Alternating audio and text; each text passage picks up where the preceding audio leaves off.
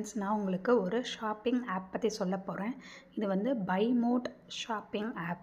So இதில் பார்த்தீங்கன்னா உங்களுக்கு கிராசரி ஐட்டம்ஸ் இதெல்லாம் வந்து இப்போ உங்களுக்கு ஆட் பண்ணியிருக்காங்க. இது ஒரு அமேசான், ஃப்ளிப்கார்ட் அந்த மாதிரி ஒரு ஷாப்பிங் ஆப் தான். ஸோ நியூவாக லான்ச் பண்ணியிருக்காங்க.